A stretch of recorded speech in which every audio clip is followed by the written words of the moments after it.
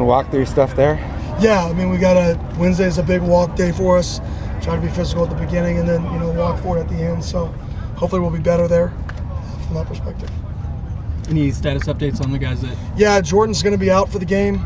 You have, Miles and Boogie are, probably going to be questionable. Haven't gotten many reps in practice. Brooke is going to be questionable.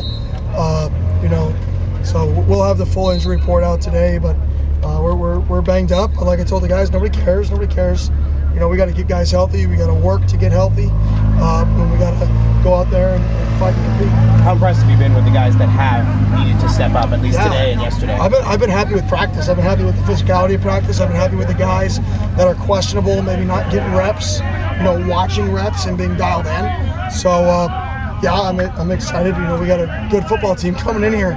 It doesn't matter who takes the field, you better be ready to strap it up and play 60 minutes of football. And on the topic of that, Jaron Hamilton coming off a 100-yard performance, how have you seen him kind of grow and how will he need to step up? Yeah, he had a good week. I think a bunch of people have to step up. I think it can't just be him, You can't just replace Jordyn Tyson with one person, right? So you've got to have a group and a team effort to replace, 10, 15 yards at a time. What would you consider JT's status moving forward? Do you think this could be a multi-week thing? Or? I'm not ready to comment on that right now. This is something I'm, trying to protect him from himself. Dude's a competitor out there, playing the end of the last game, making plays. So this is something that, we're making a decision to kind of protect him from him a little bit because he is such a competitor. You got a lot of completions to the tight ends and backs in that game. Is that going to help, especially with Sam being more pocket-oriented in recent weeks? Yeah, I think people in general just have to step up, whether it's tight ends. So, yes, anytime your tight end can become a friend, that's a positive at quarterback. Tight ends, wide receivers, running backs. We want to get the ball to different types of people. Somebody mentioned it the other day. Our production, when we're throwing to 7 or 8 guys get completions, I think that's the style of football you want to be able to play, is a style where 7 or 8 guys are catching the ball. You feel, as you said, working on special teams, but you just feel these 2 practices that they've kind of responded to what you were looking for? Yeah, I think our special teams periods have been juiced. They've been amped.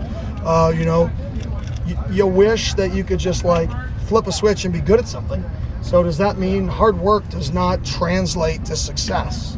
Hard work gives you the best opportunity to be successful.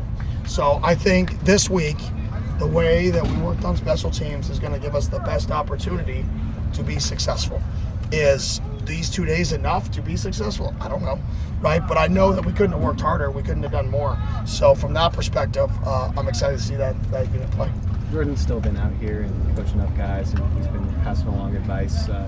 How valuable is his mental and knowledge of the game and what he knows to be able to help these young receivers get along? Yeah, it's huge. The respect they have for him. You're around the top wide receiver, in college football for the draft this year. And anytime you're around that guy, that's something you better learn from because there's not many of them. So you better soak in what he's saying, and you better learn what he's telling you.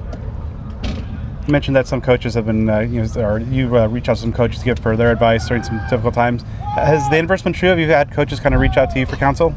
I've had a few guys call me just about new era, new kids, completely different conversation, right? It's like the reciprocal conversation of everything's changing. What are you doing that's different, or what is this? So, nobody should really seek my advice for expertise over being a head coach. I've only done this 2.5 years, right? It's more how do you relate to a young kid? Those types of questions. Do you play music at practice? Do you not? More things like that. But I have had a few guys reach out.